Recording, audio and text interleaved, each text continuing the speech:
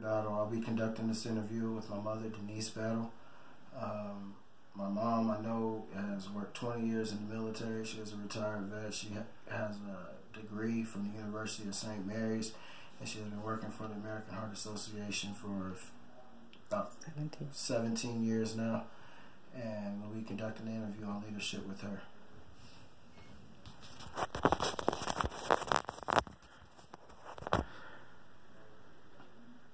How would you define leadership?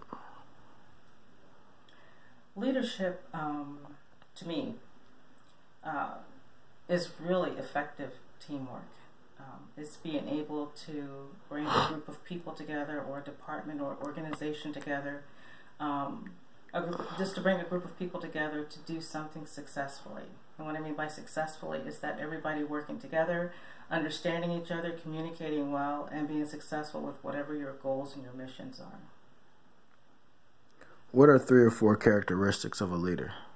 I think one of the primary things is that you have to be a good listener, you have to be a good communicator, and by a great degree, a good leader is someone who's also a very good follower, who is someone who is able to communicate with other people and create great teamwork.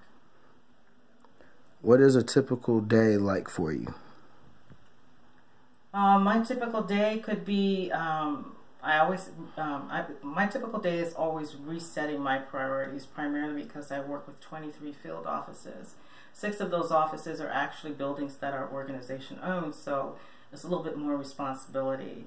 While I can have priorities that are set each and every day, I could walk in any day and have some type of emergency going on in one of the buildings or one of the offices that totally rearranges my entire day, because that emergency has to be taken care of to ensure that our offices are able to do their daily operations each day.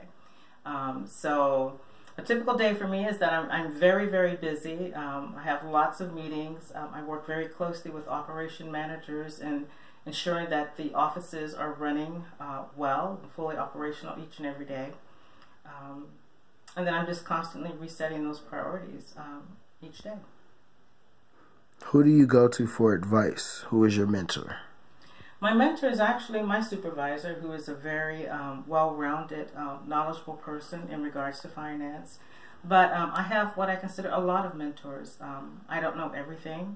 I actually believe that 2 heads are better than 1. I work very closely with all the operation managers in all of our field offices, but I also work very closely with senior management as well too.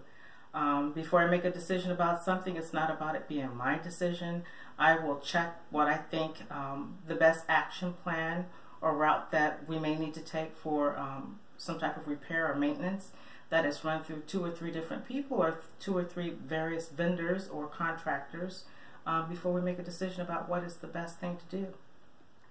What do you enjoy most about your career? I love the versatility.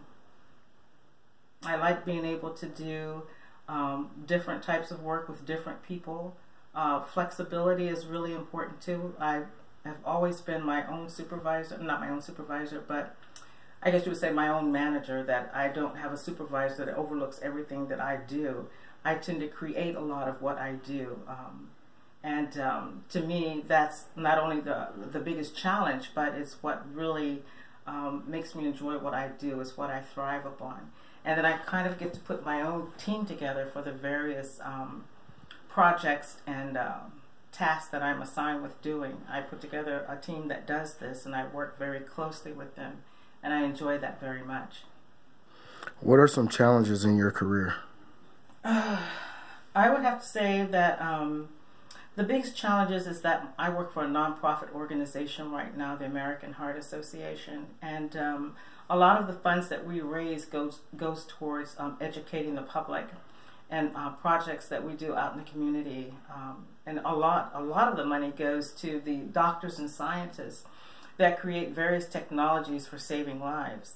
So a very little bit of those funds goes towards facilities and our daily operations.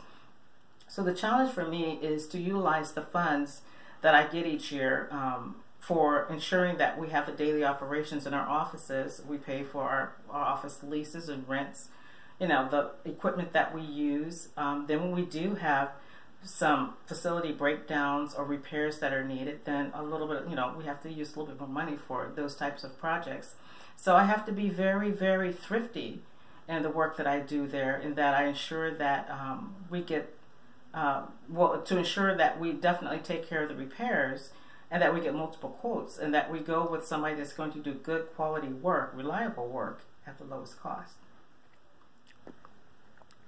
What immediately comes to mind when you hear the word success?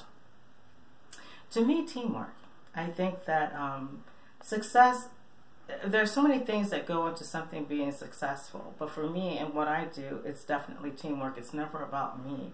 It's all about the team and the groups, the various groups of people that I work with to do something effectively, efficiently, and successfully. So teamwork is very, very key, and always has been. What advice would you give young and aspiring young leaders? Learn as much as you can about what it is that you're going to be doing. In other words, you want to become the expert on that. And if you become a manager or a supervisor, make sure that you know everything that the people who are going to be working with you know what to do. That way you're somebody that they can go to for wisdom, that they can go to that can tell them something that they may not know or give them the advice that they need. Another key item here is that be a good listener. Listen to your people, listen to what they have to say. Make them a part of the decision-making process, and be a good communicator.